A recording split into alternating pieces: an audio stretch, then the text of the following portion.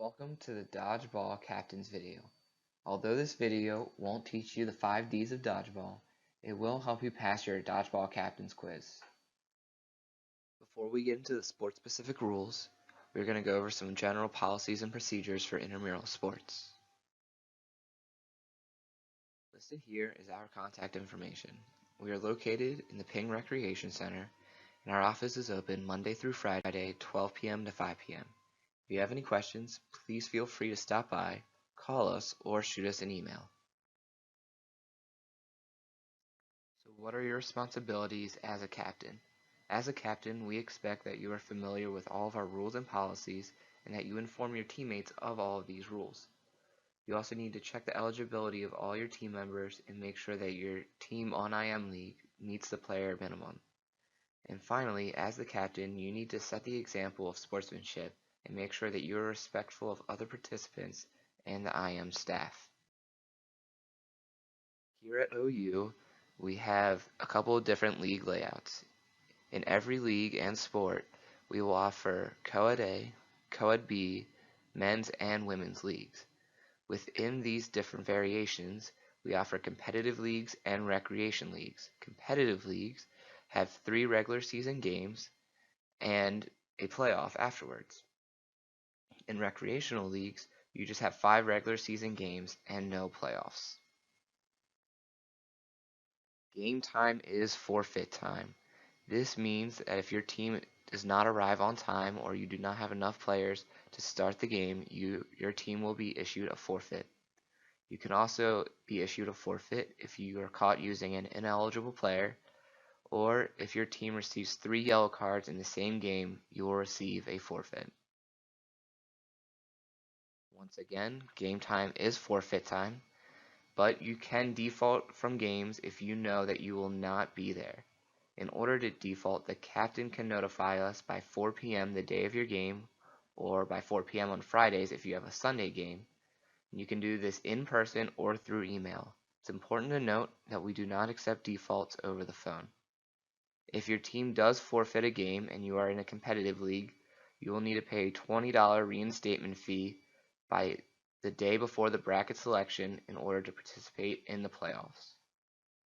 So who is eligible to play? Any Athens campus student enrolled in 1 credit hour is eligible to participate in intramural sports, and any faculty and staff member can participate if they purchase a faculty and staff pass. In competitive leagues, there are restrictions for club athletes and varsity athletes. If you are trying to participate on a team in a similar sport than what your club or varsity team is, the competitive leagues can only have 2 club athletes per roster, and varsity athletes cannot play in competitive leagues. Once again, this is only if it's a similar sport. Roster additions must happen online before the game begins. Players need to purchase a membership pass and add themselves to your roster before the game begins. You can purchase 3 types of membership passes: an annual pass, which will let you play any sport for the whole academic year, a semester pass, which lets you play any sport for that semester, or a season pass, which lets you play any sport for that specific season. For competitive teams, it's important to know that your rosters are locked after your last regular season game and no more additions are allowed. Each team does have a few responsibilities. Like we just mentioned, all players must have an IM Leagues account. You should try to arrive to the game 15 minutes beforehand. You must bring a government-issued ID, a photo ID, with you to your games. All players are required to wear appropriate footwear, which includes not wearing metal cleats. We also ask that all players bring a light and a dark colored jersey, but no gray, as that can be confused as light or dark. That way, if your team shows up wearing the same color as the other team, you'll already have a backup jersey to change into. Please also review the list of illegal equipment below, and note that jewelry is not accepted in any intramural sports.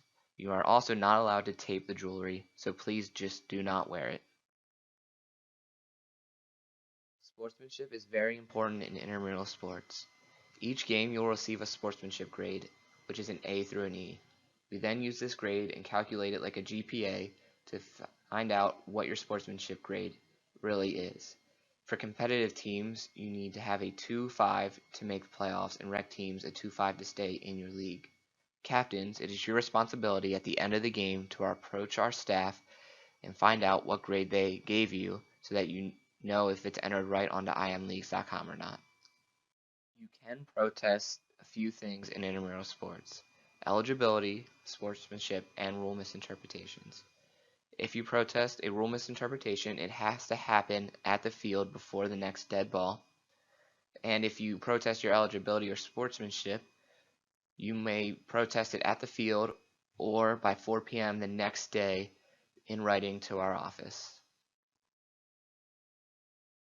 Intramural dodgeball will be played at the Ping Recreation Center in Area C, and all games will be played according to the National Amateur Dodgeball Association rulebook. Teams are comprised of 6 players and games are open. This means that you can have any ratio of male to female that you would like. To win the entire match, we will play the best of 5 games, and the first team to win 3 games wins the match. However, in the regular season, for competitive and recreational leagues, we will play all 5 games. Each individual game will be 3 minutes long. The games start with an opening rush, where you start on your end line and run to retrieve the balls. Every ball must return behind the attack line before being thrown to get someone out. In order to get someone out, you must either hit them with a ball below the shoulders, catch an opponent's throw, or you can get yourself out by stepping out of bounds. It is important to note that if you catch an opponent's throw, there is no 2-1 swing. If you catch the ball, your opponent's out, your team does not get an extra player back in. We do have stalling in our game, and this occurs when you hold onto the ball for more than 5 seconds. If you do so, the official will ask you to roll the ball back to the other team. You can win a game by, of course, eliminating all of your opponents, or if we reach the 3-minute time limit, if you have more players remaining than the other team, you have won the game. This is a picture of the court we will be playing on. During the opening rush, all the balls must be returned behind the attack line before they can be thrown to get someone out. If you step on the center line or the sideline, you have gotten yourself out. In order to retrieve balls, you must cross the end line, retrieve the ball, and then cross back over the end line. You are also not allowed to stay behind the end line unless you are retrieving a ball. With 1 player left on each team, we will go into a sudden death.